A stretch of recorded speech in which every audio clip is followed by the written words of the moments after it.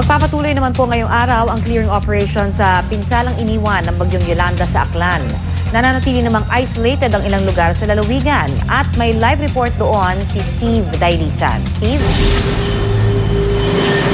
Connie, wala pa rin pasok ngayon dito naman sa probinsya ng Aklan. Marami kasi sa mga eskwelahan yung napinsala nitong si Bagyong Yolanda. Bagamat kung meron daw mga pupunta mga estudyante dun sa mga eskwelahan, ito ay para maglinis pero hindi raw sila oobligahin, lalo't naiintindihan na marami dun sa mga estudyanteng yon ay kinakailangan din tumulong sa kanilang mga magulang para nga linisin yung kanilang namang mga bahay. Kahapon, Connie, ay bumisita tayo dun sa isa sa mga pinaka-naapektuhang bayan dito sa probinsya at yun yung bayan ng Libakaw.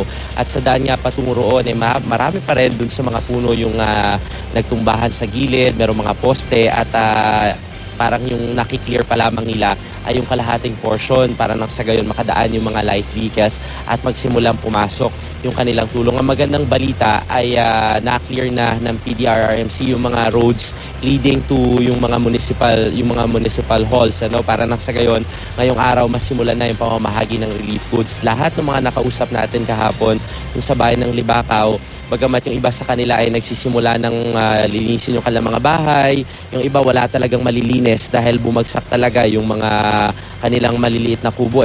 Tanging yung mga parang skeleton na lamang yung natira. Lahat sila talagang pag kinausap mo nagiiyakan, yung iba nagtatanong kung kailan darating yung tulong sa kanila. At meron niyang mga isolated pa rin na barangay. Sa pinakauling tala ng bayan ng Libakaw merong 5 patay. Dun sa kanila, ang sabi ng PDRRMC ng Aklan sa buong probinsya ay meron daw 7. Pero pwede pa raw tumaas yung bilang dahil marami pa rin sa mga barangays ang isolated sa ngayon at hindi pa rin nakakapag-report sa kanilang mga munisipyo. 4:34 kahapon, Connie, nag-anunsyo ang CAAP na balik operasyon na yung Kalibo International Airport at meron nga tayong mga nakausap na turista naman na nagsasabi na meron na rin silang mga flights ngayong umaga at para makabalik na sila sa Maynila. Nitong mga nakalipas na araw kasi mula na mangyari yung pagdaan ng Bagyong Yolanda dito sa probinsya ng Aklan ay sa Katiklan Airport pa lamang yung nakakalabas yung mga turista galing ng Boracay. Operational na rin yung kanilang Roro.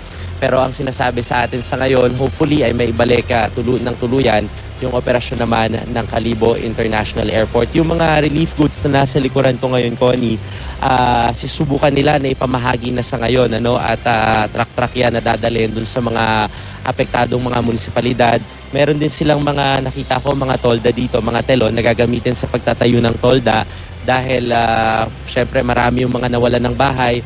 At kagaya nga nung ibang mga kababayan natin dito, umaapila rin sila ng tulong, pagkain, tubig, gamot, at banig at kumot para meron silang magamit sa kanilang pang-araw-araw sa mga susunod pa.